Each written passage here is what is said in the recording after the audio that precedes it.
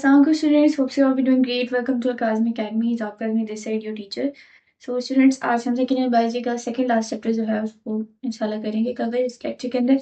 और इस चैप्टर के अंदर आप लोग को कुछ सिलेक्टेड टॉपिक्स के बारे में जो है वो बताया जाएगा। ठीक है, ये थ्योरी बेस्ड चैप्टर है, वैसे इसको एक बार गो थ्रू कर लें, ऐसे इतना इंपॉर्टेंट नहीं है। ठीक है, तो इसको स्टार्ट करते हैं। बेसिकली इस चैप्टर के अंदर आपको बायोलॉजिकल वॉरफेयर के बारे में, उसकी प्रिवेंशन, उसके कॉजेज, ठीक है, और उसके इफेक्ट्स जो कि हमारी यू कैन से लाइफ के ऊपर आते हैं उसके बारे में बताया गया। किस तरह से बायोलॉजिकल वॉरफेयर सेंचुरीज में यूज़ करते हुए आ रहे हैं हम लोग, यू कैन से कंट्रीज यूज़ करते हुए आ रहे हैं एक दूसरे को यू कैन से हार्म करने के लिए। तो ये सारी चीज़ें इस चैप्टर के अंदर हम लोग डिस्कस करेंगे। अब बात करें अगर बायोलॉजिकल वॉरफेयर की, तो इसका मतलब क्या है कि वॉर बेसिकली जंग को कहते हैं। आप लोगों को ऑलरेडी बात पता है। तो ह्यूमन बींग्स जो है वो सेंचुरी से आपस में लड़ते हुए आ रहे हैं, वी ऑल नो दैट।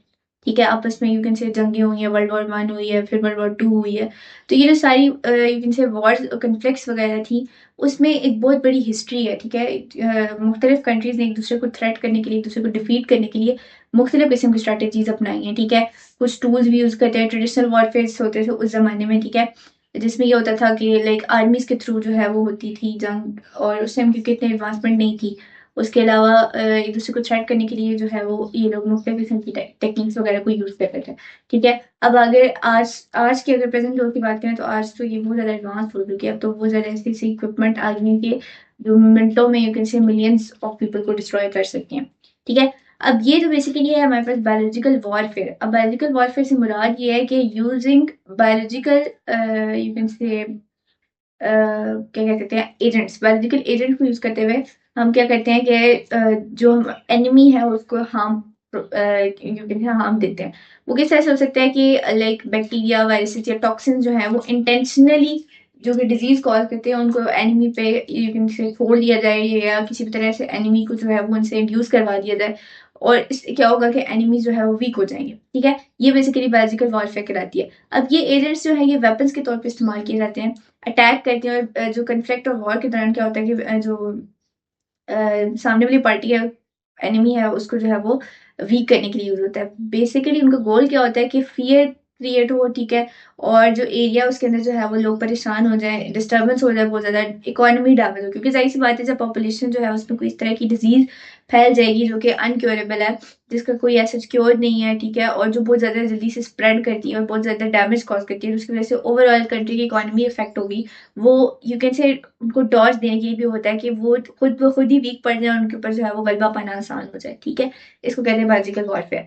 अब अगर बात करें इसके हिस्टोरिकल व्यू की, तो सेंचुरीज में अगर हम देखते रहे, उसने इस दो पैराग्राफ्स के अंदर मुख्तलिफ एग्जाम्पल दी हुई हैं कि पीछे यू कैन से ह्यूमंस की जो हिस्ट्री है उसमें किस तरह से उन्होंने जो है वो मुख्तलिफ सिविलाइजेशन ने अपने एनिमीज को वीक करने के लिए डिजीज जो है वो स्प्रेड करवाए थे। For example 590 BC before Christ, ये बहुत पुरानी बात है, आज से तकरीबन कोई 3-4 हज़ार साल पुरानी बात है। इसमें एक इवन से एक डायनेस्टी थी जिनको एसीरियंस बोलते हैं। एक एशियन सिविलाइजेशन थी मेसोपोटामिया में, और आज आज का प्रेजेंट डे इराक वो कहलाता है। यानी जो आज इराक है उस टाइम पे वहाँ पे एक सिविलाइजेशन होती थी जिनको हम एसीरियंस का नाम देते हैं। उन्होंने क्या किया था, बायोलॉजिकल वेपन्स यूज किए थे। उन्होंने ये क्या किया था कि अपने एनिमी के वाटर सप्लाईज को जो है उन्होंने क्या कर दिया था, पॉइजन कर दिया था। एक बैक्टीरिया उन्होंने जो है वो उधर वहाँ पर यूज करवा दिया था, और इसके जो उनकी लाइक क्रॉप्स वगैरह थी, ब्रेड वगैरह थी, उनके अंदर उन्होंने एक फंगस इंड्यूस करवाई जिसको गॉड का नाम देते हैं। और ये फंगस क्या करवाती है, हेलुसिनेशन और पैरालिसिस करवाती है। हेलुसिनेशंस का आप लोग को ऑलरेडी पता है, मैं फिर से बता दी। हेलुसिनेशन कहते हैं हकीकत में जो चीज़ ना हो लेकिन वो अगले पर्सन को नजर आ रही है। एक बार समझिए, नहीं असल में वो चीज़ एग्जिस्ट नहीं करती है लेकिन पर्सन को वो नजर आ रही है, उसे हेलुसिनेशन कहते हैं। ठीक है, और पैरालिसिस का आपको पता है, बॉडी पैरालाइज हो जाती है। तो ये जो फंगस थी बहुत ज़्यादा हार्मफुल थी, ये हेलुसिनेशन और पैरालिसिस करवा रही थी। इसके अलावा 1347 में एक और एग्जाम्पल है, मंगोल आर्मी ने क्या किया था, एक प्लेग इन्फेक्टेड बॉडीज को जो है वो उन्होंने एक सिटी था इथियोपिया के अंदर, कफा उसका नाम था, वहां पे उन्होंने जो है वो क्या की थी, ऐसी बॉडीज जिनको प्लेग कहते ताउन, ठीक है, जिनको प्लेग हुआ था वो इन्फेक्टेड थी, अब वो जाहिर सी बात है डेड हो चुकी है। तो प्लेग वाहिद इस तरह की यू कैन से पेंडेमिक थी कि उसका ये होता है कि इवन आफ्टर डेथ जाहिर सी बात है उसके अंदर सेल्स एग्जिस्ट करते हैं तो वो स्प्रेड कर सकती है बहुत जल्दी। इससे क्या हुआ था कि पूरे यूरोप के अंदर ब्लैक डेथ आ गई थी उस टाइम पे। ठीक है, और बहुत सारे लोग, इसमें मिलियंस ऑफ लोग मरे थे, और सोशल और इकोनॉमिक क्योस बहुत ज़्यादा हुआ था इस प्लेग की वजह से। और ये किया किसने था, ये मंगोल्स आर्मी ने किया था।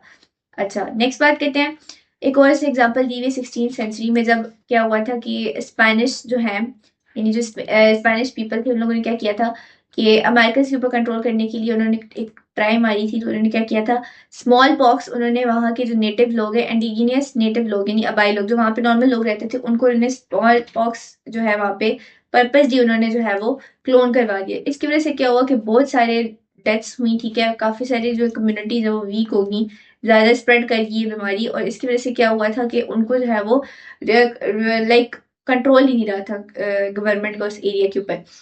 तो उस वजह से रिसोर्सेज का भी बहुत ज्यादा लॉस हुआ था, और ओवरऑल जो है वो बहुत ज्यादा डिजीज यू कैन से स्प्रेड हुआ था।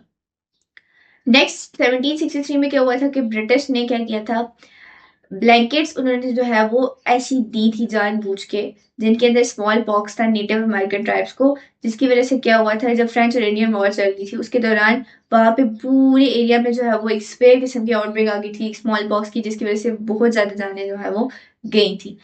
फिर 20th सेंचुरी में आ जाते हैं। तो 20th सेंचुरी में जाहिर सी बात है एडवांसमेंट हो गई थी काफी हद तक, ठीक है। वर्ल्ड वॉर वन हुई थी, जो कि जर्मनी के और क्या नाम है उसका, जर्मनी और यूके के दरम्यान हुई थी, ठीक है, वर्ल्ड वॉर वन। उसमें क्या हुआ था, उन्होंने एक बैक्टीरिया एंथ्रेक्स, वो डिजीज कॉज करता है, ठीक है, वो उन्होंने इंड्यूस करवा दिया था। जिसकी वजह से क्या हुआ था कि बेसिकली ये फैलता है किस तरह से, ये लाइफ स्टॉक से फैलता है, ठीक है, यानी जो कैटल वगैरह हो गए, गाय भैंसे वगैरह होगी, उनसे ये बैक्टीरिया फैलता है। उन्होंने उसके थ्रू जो है इस बैक्टीरिया को इंड्यूस करवाया।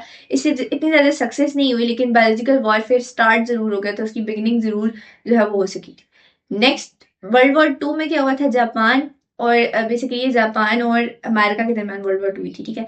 इसमें क्या हुआ था कि इन्होंने बहुत सारे हॉरिफिक किस्म के एक्सपेरिमेंट्स किए थे, जिसकी वजह से बहुत सारे लोग मरे थे, और इतने ज़्यादा डिजीज उन्होंने फैलाए, प्लेग, कॉलेरा, एंथ्रेक्स चाइना के अंदर उन्होंने फैलाए, ठीक है। इसकी वजह से क्या हुआ कि बहुत सारे हजारों की तादाद में लोग मरे, और डेडली पोटेंशियल बायोलॉजिकल वेपन्स की जो है वो यू कैन से प्रोटेक्शन बहुत ज़्यादा बढ़ गई। अब फिर कोल्ड वॉर पीरियड भी आ गया था, जो कि जियो पोलिटिकल टेंशन थी यूनाइटेड स्टेट्स और सोवियत यूनियन के दरमियान, ठीक है। ये बात आप लोग को अगर कोई हिस्ट्री पढ़ता हो तो उसे पता होगी।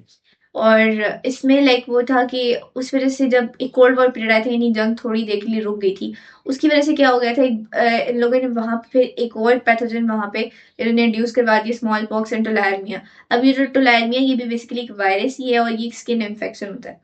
इसमें क्या था कि इस वजह से ये फिर ये जो है सोवियत यूनियन के अंदर एक्सीडेंटल रिलीज हो गया था इसका।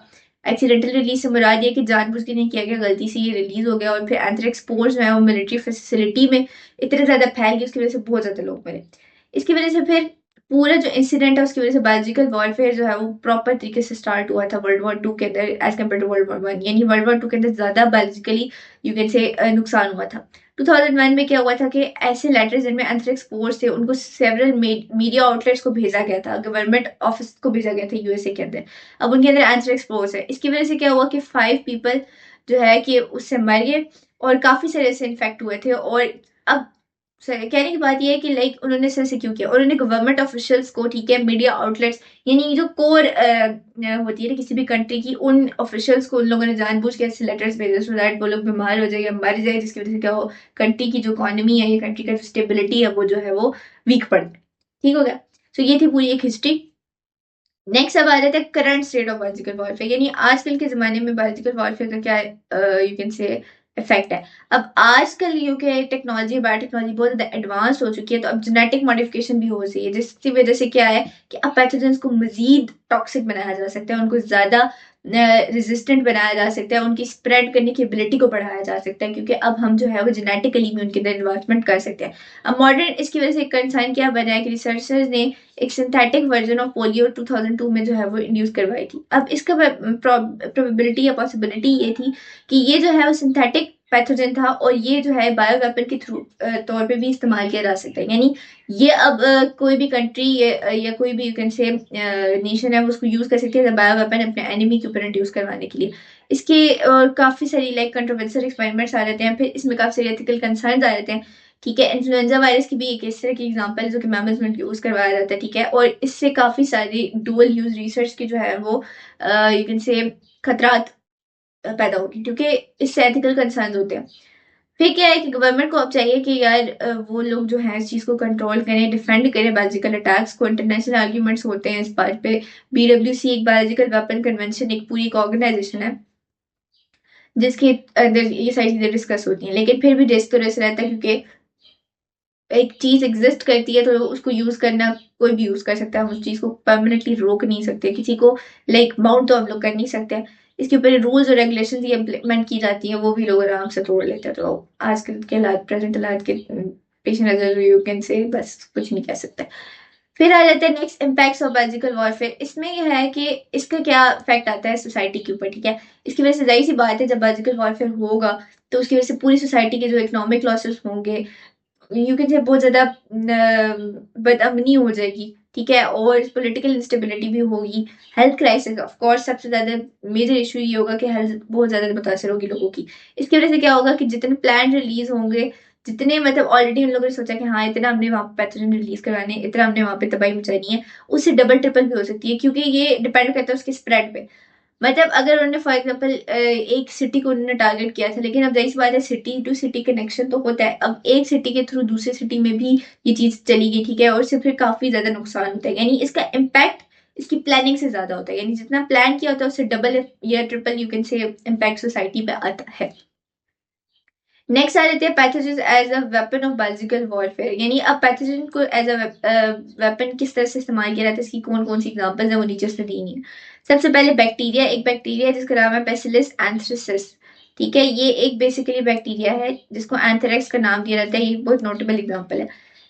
इसकी थ्री फॉर्म्स है इस इन्फेक्शन की, एंथ्रेस इन्फेक्शन की। एक होता है क्यूटेनियस जो कि स्किन के थ्रू होता है, सेकंड वाज इनहेलेशन जो कि लंग्स के थ्रू यू कैन से होता है, लंग्स को इफेक्ट करता है, और गैस्ट्रोइंटेस्टाइनल जो कि इंटेस्टाइन और स्टमक को इफेक्ट करता है। अब स्वेयर इलनेस हो सकती है इसकी वजह से, ठीक है, बहुत ज्यादा बीमारी, पर्सन बहुत ज्यादा बीमार पड़ सकते हैं, इवन उसकी डेथ भी हो सकती है। ये इजिली स्प्रेड भी हो सकता है, क्योंकि ये स्पोर्स जब कोई पर्सन इनहेल करता है ना, बैक्टीरिया स्पोर्स इनहेल करता है तो उसके लंग्स इफेक्ट हो जाते हैं। अगर कोई कंटेमिनेटेड मीट खा ले पर्सन, ठीक है, कोई ऐसा कोर्स खा ले जिसके अंदर ये स्पोर्स थे, या फिर कोई इस तरह का फूड खा ले, अगर डायरेक्ट स्पोर उसके कांटेक्ट उसकी स्किन के साथ आ जाते हैं तो ये स्प्रेड करता है, ठीक है, यानी ये बहुत ज्यादा सिवियर केस है इसका। नेक्स्ट वायरसेस, वायरसेस में स्मॉल पॉक्स वायरस जो है वो बहुत ज्यादा स्प्रेडेबल और डेडली डिजीज था, हम लोगों ने अभी देखा है, ठीक है, इसकी वजह से एक बायोलॉजिकल वेपन के तौर पे इसको इस्तेमाल किया गया है। पीछे हमारे पास बहुत ज्यादा इसकी बहुत ज्यादा मोर्टालिटी रेट इसका बढ़ा था, यानी इसकी वजह से बहुत ज्यादा डेथ्स हुई थी पीछे, जो भी हम लोग एग्जाम्पल देख कर आए।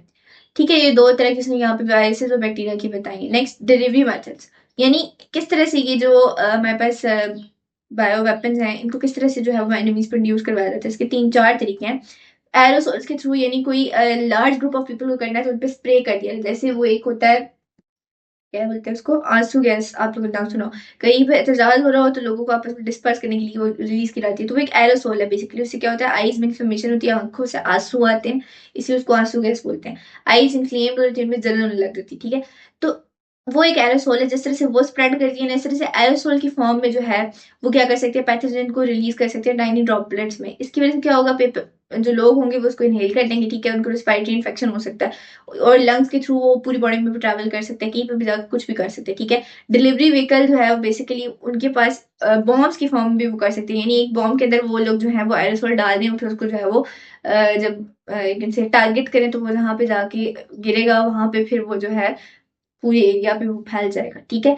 इसकी एक एग्जांपल एंथ्रेक्स स्पोर्स जो सोवियत यूनियन 1979 में हुई थी, जिससे बहुत ज्यादा डेथ्स हुई थी, वो इसकी एग्जांपल है एरोसोल्स की। Next food and water contamination, यानी खाने पीने की चीजों के अंदर जो है वो कंटेमिनेशन कर देना, फूड और वाटर सप्लाईज को डैमेज कर देना, उनके अंदर डिजीज कॉजिंग एजेंट्स छोड़ देना, ठीक है, टाइफाइड, फीवर, कॉलेरा, ये सारे जो है बैक्टीरियल से होते हैं, ठीक है। टाइफाइड, सल्मोनेला टाइफी हमारे पास जो उसका होता है बैक्टीरिया, उससे होता है। तो ये सारी जो चीजें हैं ना बेसिकली, ये जब ठीक है उसको उसमें इंड्यूस करवा देते हैं फूड के अंदर, फूड में डाल देते हैं, जब उसके अंदर बैक्टीरिया होगा जो उसको इनटेक करेगा, जो भी पर्सन उसको यूटिलाइज करेगा उसको सही सी बात है वो डिजीज हो जाएगा। इसकी वजह से भी जो है वो बहुत ज्यादा स्प्रेड होती है ये चीज। Next infected vectors, infected vectors में हमारे पास वो चीजें आ जाती हैं लाइक मॉस्किटोज और फ्लीज हो गई। फ्लीज पिस्सू को कहते हैं, एनिमल्स में होते हैं, ठीक है, कैट्स डॉग्स वगैरह में होते हैं। तो इनके अंदर जो है वो यू कैन से वो ऑर्गेनिज्म या वो पैरासाइट जो कि डिजीज कॉज करता है वो उनमें इंड्यूस करवा देना, फिर वो जाके जब पर्सन या यू कैन से जो लोगों को बाइट करेंगे तो वो डिजीज स्प्रेड करेगा। ये भी एक तरीका है। डायरेक्ट कांटेक्ट यानी इन्फेक्टेड इंडिविजुअल्स को डायरेक्ट कंटेमिनेटेड सरफेस के साथ जो है वो उनका डायरेक्ट कांटेक्ट हो गया। यानी 2014 में एलोबा आउटब्रेक हुआ था वेस्ट अफ्रीका में। इसमें क्या हुआ था कि पीपल जो लोग थे वो फिजिकल कांटेक्ट आ गए थे इन्फेक्टेड पेशेंट के साथ, ठीक है, या फिर उन बॉडीज को उन लोगों ने हैंडल किया था जो कि मर चुके थे लेकिन उनको वो डिजीज हुआ था, और प्रॉपर कोई प्रिवेंटिव मेजर्स नहीं लिए थे, प्रिकॉशंस नहीं की थी उन लोगों ने, ठीक है, एहतियात नहीं की, जिसकी वजह से क्या हुआ, वो डिजीज उनको भी हो गया। तो ये it's an example of direct contact. Next आए थे बायोलॉजिकल वेपन्स की टाइप। तो दो तरह की टाइप्स हैं। First one is the biotoxins. अब बायोटॉक्सिन वो सब्सटेंसेस होते हैं कि जो कि लिविंग ऑर्गेनिजम्स प्रोड्यूस करते हैं और ये टॉक्सिक होते हैं। इसकी एग्जांपल की बात करें तो ब्लूटोनियम टॉक्सिन एक है जो कि एक बैक्टीरियम कॉलेस्ट्रीडियम बॉटी बॉटुलिनियम जो है हमारे पास, मुश्किल नाम था। तो ये बेसिकली हमारे पास एक बैक्टीरिया कॉलेस्ट्रीडियम बॉट्यूलिनियम, या ये जो है हमारे पास क्या करता है, एक बहुत ज्यादा यू कैन से टॉक्सिक बैक्टीरिया जो कि एक टॉक्सिन रिलीज करता है जिसको ब्लूटोनियम का नाम दिया जाता है, ठीक है, और इससे पैरालिसिस हो सकती है पर्सन को, इवन डेथ भी हो सकती है। ये एक एग्जांपल है बायोटॉक्सिन की, ठीक है। ये साथ उसने दिखाया अभी कॉलेस्ट्रीडियम ब्लूटोनियम, ठीक है, जो कि ब्लूटोनियम टॉक्सिन रिलीज करता है। नेक्स्ट बायोरेगुलेटर्स। अब बायोरेगुलेटर्स वो केमिकल्स होते हैं जो कि बॉडी की ना जिस तरह से बॉडी काम करती है उसके फंक्शन के साथ जो है वो यू कैन से ऑल्टरेशन कॉज करते हैं, उसके फंक्शन को बदल देते हैं, कि उसका जो नॉर्मल काम करने का तरीका है वो बदल देते हैं, उसके साथ मैसअप कर देते हैं। कुछ प्रोसेसेस लाइक जो हमारे पास सर्वाइवल प्रोसेसेस होते हैं बॉडी के अंदर, रिस्पायरेशन होगी, डाइजेशन होगी, ये सारे इनके साथ जो है वो जाके गड़बड़ कर सकते हैं। इस वजह से क्या हो सकता है कि इवन बहुत ज़्यादा बीमारी भी हो सकती है और डेथ भी कॉज कर सकते हैं। तो सब बायोरेगुलेटर्स नर्वस सिस्टम को जाके जो इफेक्ट करते हैं। अब जाहिर सी बात है, नर्वस सिस्टम इफेक्ट होगा तो फौरन से बॉडी के ऊपर इफेक्ट आएगा, पैरालिसिस हो सकती है, स्पेयर पेन हो सकती है, बंदा मर भी सकता है। इसकी वजह से इम्यून सिस्टम को भी ये बदल सकते हैं, ठीक है, हो सकता है इम्यून सिस्टम में जाके व्हाइट ब्लड सेल्स को डिस्ट्रॉय करना स्टार्ट कर दे, ठीक है, जो बॉडी इन्फेक्शन को like white blood cells destroy लग जाएंगे तो फिर इन्फेक्शन के अगेंस्ट कौन चीज काम करेगी, बॉडी जो है वो फिर यू कैन से इम्यूनिटी गिर जाएगी, तो वो ज्यादा एक्सपोज हो जाएगी मुख्तलिफ डिजीजेस पे, तो यू कैन से थ्रेट उसका ज्यादा बढ़ जाएगा। अच्छा, नेक्स्ट बायोवेक्टर्स। अब बायोवेक्टर्स बेसिकली लिविंग ऑर्गेनिजम्स होते हैं जो कि इंसेक्ट्स या रोडेंट्स वगैरह हो गए, जो क्या करते हैं उस डिजीज को कैरी करते हैं और फिर स्प्रेड करते हैं। इसकी एग्जांपल फ्ली की उसने दी हुई है कि फ्ली को भी बायोवेक्टर्स के थ्रू इस्तेमाल किया जा सकता है। इनको जो है किसी भी पैथोजन से, फॉर एग्जांपल उसने एक बैक्टीरिया की एग्जांपल दी हुई है, सीनिया पेस्टिस एक एग्जांपल है जो कि डिजीज कॉज करता है ह्यूमंस के अंदर। अब वो किसी प्लेग बेसिकली कॉज करता है। अब किसी फ्ली के अंदर उसको इंड्यूस करवा दिया, जब जब वो फ्ली ह्यूमन बॉडी के साथ कांटेक्ट में आएगा तो फिर वही सी बात है, उधर ही वो बैक्टीरिया चला जाएगा उस बॉडी के अंदर। Next bio defence. अब अभी तक तो हमने पढ़ा कि बायो लाइक वेपन क्या होते हैं, किस तरह से जो है ये डिस्ट्रॉय होते हैं और यू कैन से किस तरह से तबाही ये लोग मचा रहे हैं। अब हम पढ़ेंगे कि बायो डिफेंस क्या होता है, यानी अगर हम बायोलॉजी को यूज करते हुए हम किसी को नुकसान पहुंचा सकते हैं तो हम बायो डिफेंस भी तो कर सकते हैं। तो ये उसने बताया हुआ यहाँ पे। अब बेसिकली क्या होता है, इसमें बायो डिफेंस के कुछ प्रिंसिपल्स हैं, गाइडलाइन स्ट्रेटेजीज हैं जो कि डिजाइन की गई स्पेशली ताकि इस तरह के थ्रेट से बचा जा सके, और इंटेंशनल अटैक्स यानी जानबूझ के जो अटैक किया जाता है उससे बचा जा सके। Surveillance and detection. सर्विलियंस कहते हैं किसी भी चीज को बहुत करीब से मॉनिटर करना, बेसिकली ये क्रिमिनल एक्टिविटी के लिए होता है, लेकिन यहाँ पे भी इसको यूज किया जा सकता है। तो ये भी एक क्राइम ही ना, लाइक किसी भी ह्यूमन लाइक इस ह्यूमन बींग को इस तरह से नुकसान पहुंचाना है तो एक तरह से ही क्राइम, लाइक ओवरऑल देखा जाए तो ये ह्यूमैनिटी की पॉइंट ऑफ व्यू से बहुत गलत चीज है, ठीक है। अच्छा, सर्विलेंस की बात करें तो ये मैंने बता दिया। नेक्स्ट डिटेक्शन की जाए कि किसी भी तरह की लाइक बायोलॉजिकल थ्रेट्स अगर किसी नेशन को मिल रहे हैं तो उनको डिटेक्ट किया जा सके, पहले पता लगाया जा सके कि जो एनिमी है वो किस तरह की जो है वो थ्रेट्स दिया जा रहा है हमें, और वो उसके मॉनिटर किया जा सके ताकि हेल्प की जा सके, इन्फेक्शियस जो डिजीज है उनकी स्प्रेड को रोका जा सके, डिजीज की मॉनिटरिंग को रोका जा सके, ठीक है, लाइक उसकी जो आउटब्रेक है उसको मॉनिटर करके डिजीज को फैलने से रोका जा सके, सॉरी अबाउट दैट।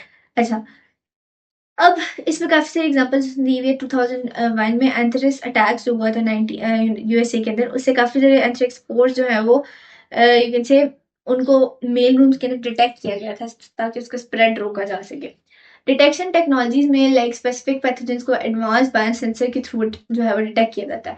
ये जो सेंसर्स होते हैं क्या कहते हैं, बायोलॉजिकल जो हमारे पास एजेंट्स होते हैं एनवायरमेंट के अंदर डिटेक्ट करके बता देते हैं कि यहाँ पे कोई एजेंट प्रेजेंट है बायोलॉजिकल।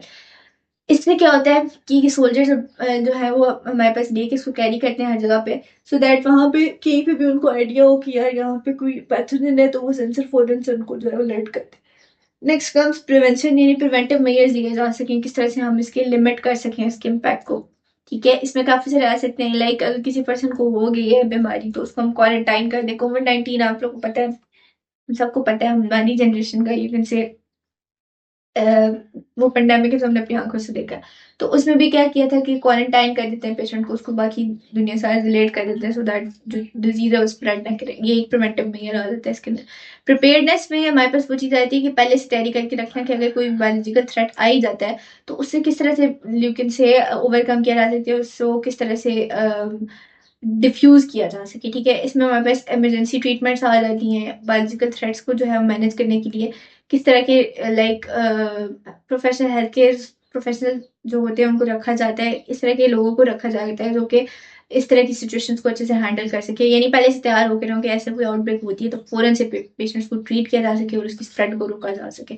अब रिसर्च एंड डेवलपमेंट में हमारे पास क्या है कि कुछ इस तरह की वैक्सीन और ड्रग्स बनाई जाएँ। ठीक है, कि अगर कोई डिजीज़ आ ही जाता है तो उस डिजीज़ के स्प्रेड होने से रोका जा सके, पेशेंट को जो है वो बचाया जा सके।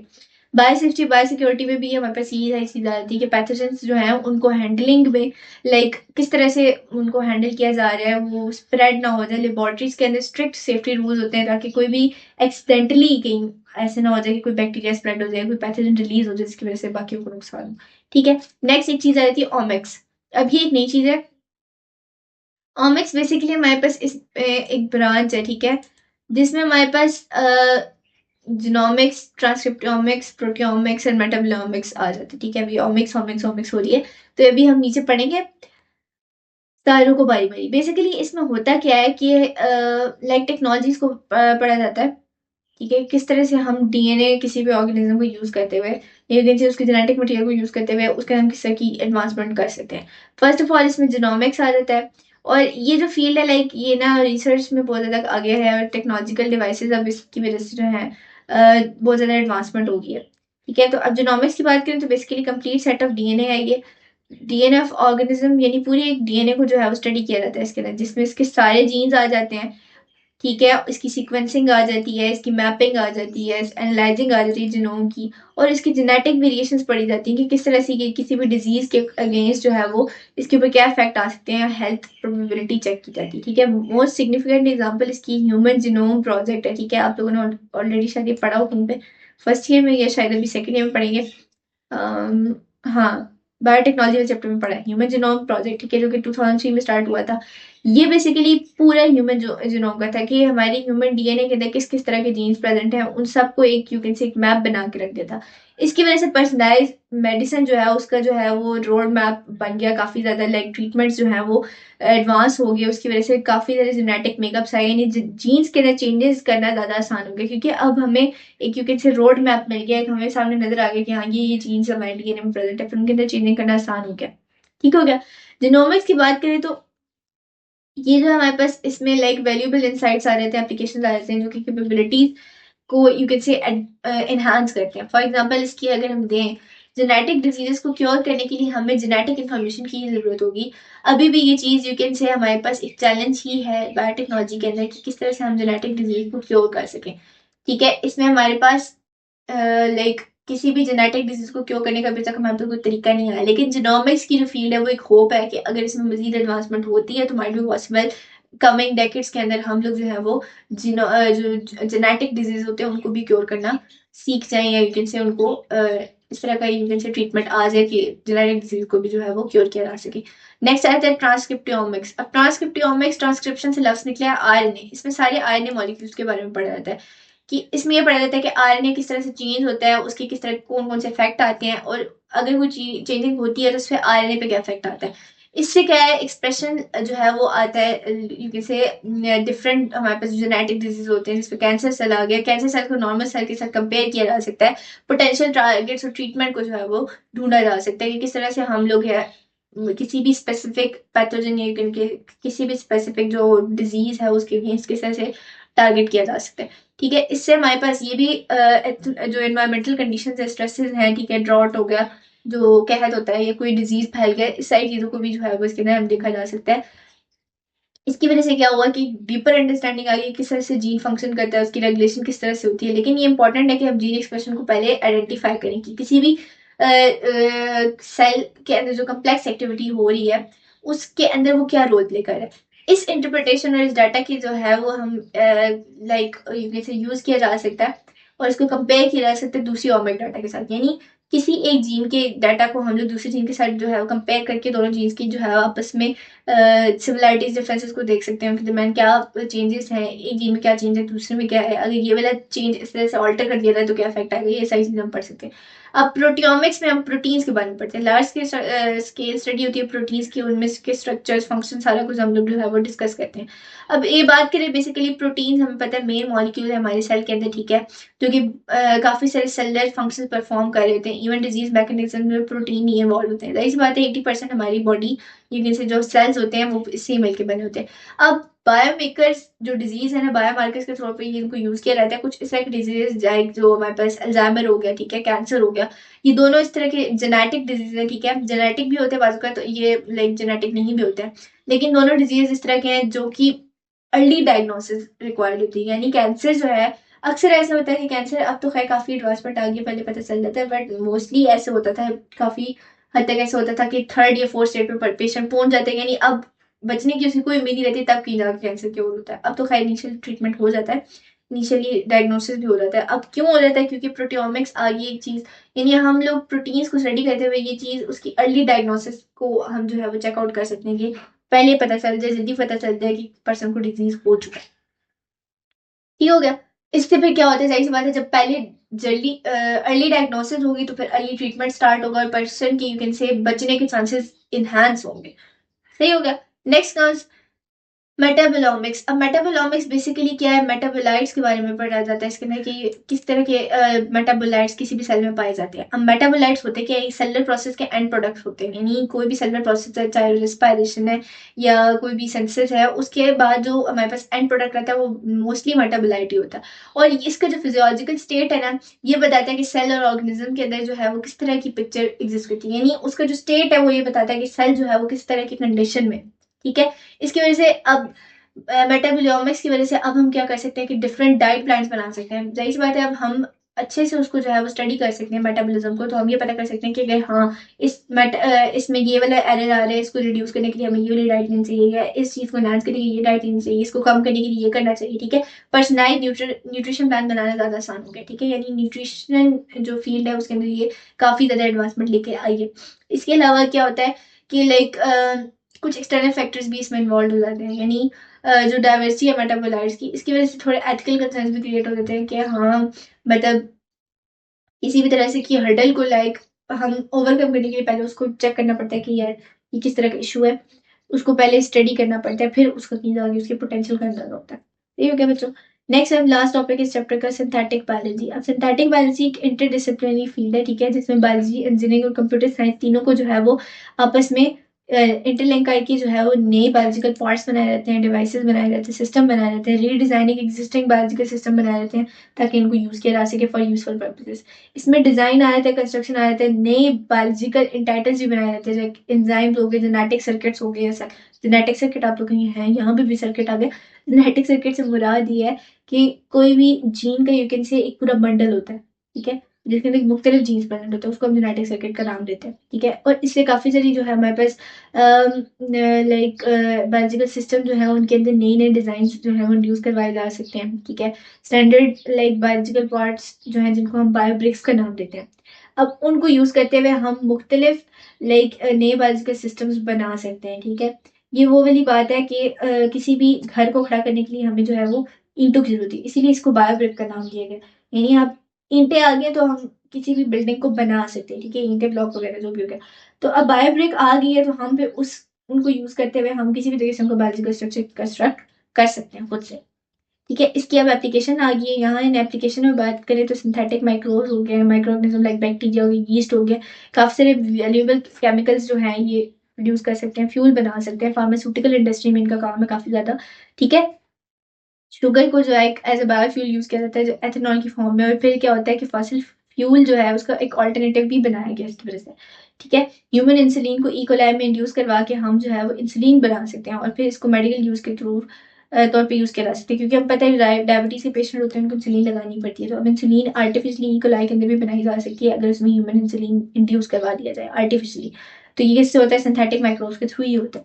जीन एडिटिंग, अब जीन एडिटिंग में क्या होता है कि हम डीएनए को मॉडिफाई करते हैं उसके जेनेटिक डिसऑर्डर्स को ठीक करने के लिए, यानी जीन की जो इनकोडिंग है या कैसे उसकी जो सीक्वेंस उसको चेंज करके हम उसको जो है वो एडिट कर सकते हैं, ठीक है। जैसे हम वीडियो एडिट करते हैं तो उसकी किसी भी किस्म की सीक्वेंस को चेंज कर सकते हैं, कोई पार्ट कट कर रहे हैं, इस तरह से यहाँ पे भी ये वाला सीन होता है, ठीक है। इससे क्या होता है कि कंजर्वेशन की जा सकती है एंडेंजर्ड स्पीशीज की, यानी वो स्पीशीज जो कि at the risk of extension है, उनको बचाने के लिए जो है हम यू कैन से स्टेप्स ले सकते हैं, ठीक है। नेक्स्ट बात करते हैं बायोसेंसिंग डिवाइसेस। अब बायोसेंसर्स जो है जो कि स्पेसिफिक मॉलिक्यूल्स को डिटेक्ट करते हैं एनवायरमेंटल कंडीशंस के अंदर, इनके अंदर भी जेनेटिकली इंजीनियर्ड सेल्स ही लाए जाते हैं सो दैट ये किसी भी टारगेट सब्सटेंस के अगेंस्ट जो है वो रिस्पॉन्स क्रिएट कर सकते हैं। फॉर एग्जांपल इसकी हम देते हैं तो बायोसेंसर्स बेसिकली क्या करते हैं, कंटेमिनेंट्स इन वाटर, यानी वाटर सोर्सेज के अंदर हमें ये डिटेक्ट करना हो कि उसमें कंटेमिनेंट्स हैं, तो वहाँ पे इस तरह के जो है वो सेंसर्स को लगाया जाता है। इवन डायबिटिक पेशेंट्स के अंदर ग्लूकोज लेवल को मॉनिटर करने के लिए भी हम बायोसेंसर्स का इस्तेमाल करते हैं, यानी उनकी ग्लूकोज लेवल हाई है लो है उसके लिए भी इन सेंसर्स का इस्तेमाल किया जाता है सो दैट रैपिड और एक्यूरेट डायग्नोसिस हो सके। फिर बायोलॉजिकल कंप्यूटर्स, ये वो डिवाइसेज है जिनके अंदर बायोलॉजिकल कंपोनेंट्स होते हैं, सेल और प्रोटीन है, ठीक है। क्या करते हैं ये बेसिकली इलेक्ट्रॉनिक सर्किट्स को इस्तेमाल करने के बजाय हम सेल्स और प्रोटीन को यूज करते हैं, ठीक है। इसमें क्या होता है कि कंप्यूटर की लाइक जैसे कंप्यूटर के अंदर हमारे पास किसी भी चीज को स्टडी करने के लिए उसको यूज करते हैं, या यू कैन से उसके अंदर रिसर्च करने के लिए यूज करते हैं, कम्युनिकेशन सेल्स के दरमियान, उसके लिए जब हम कम्युनिकेशन सेल के दरमियान करते हैं ना तो वो बायोलॉजिकल सिग्नल्स का इस्तेमाल करते हैं, यानी कंप्यूटर से हम किसी और कंप्यूटर के अंदर कोई चीज भेज रहे हैं तो वो कंप्यूटर एक दूसरे को लाइक सिग्नल लिंक के थ्रू जो है वो डाटा ट्रांसफर करते हैं, इस तरह से बायोलॉजिकल सिग्नल्स के through cell to cell transmission होती है, इसको हम बायोलॉजिकल कंप्यूटर का नाम देते हैं, ठीक है। इससे हमारे पास काफी सारे एडवांटेजेस आए हैं, ठीक है। लेस एनर्जी प्रोडक्शन और ज्यादा एफिशिएंटली हमारे पास जो है वो यू कैन से कंडीशंस के अंदर यूज किया जा सकता है इसको, और काफी सारी इसमें जो है वो लाइक कन्वेंशनल कंप्यूटर में काफ़ी सारी लिमिटेशंस आ सकती हैं। ज़ाहिर है कन्वेंशनल कंप्यूटर जो है वो इस तरह से तो जो है वो उसके साथ इंटरेक्ट नहीं कर सकते हैं जो लिविंग सेल्स हैं एज कम्पेयर टू के लिविंग सेल को ही हम यूज़ करें, ठीक है। इसकी एग्जांपल इसने दी है कि अगर हम ह्यूमन बॉडी के अंदर क्या करें, डिटेक्ट करना हो हमने किसी भी डिजीज़ का, तो हम किसी ट्रेडिशनल चीज़ का इस्तेमाल करेंगे, कंप्यूटर का नहीं। यानी अब कंप्यूटर तो डिटेक्ट नहीं कर सकता ना कि ह्यूमन बॉडी के अंदर क्या डिजीज है, उसके लिए हमें किसी ह्यूमन सेल का ही यूज़ करना पड़ेगा, किसी बायोलॉजिकल रिसोर्स का यूज़ करना पड़ेगा, ठीक हो गया। सो आपको आज का लेक्चर क्लियर हो गया होगा, बहुत इजी चैप्टर था, कोई इसमें ऐसी मुश्किल बात नहीं थी, जो नहीं था उसी मैंने आप लोग को अच्छे से एक्सप्लेन कर दिया। अगर कोई भी कंफ्यूजन है कमेंट सेक्शन में आप लोग पूछ सकते हैं। इसके अलावा अगर आप लोग चैनल पे न्यू है तो उसको सब्सक्राइब कर लें सो दैट फर्दर कोई भी न्यू वीडियो आए तो आप उसको मिस ना करें। चलो नेक्स्ट लेक्चर में मुलाकात होगी, तब तक के लिए फिर अमान अल्लाह हाफिज़।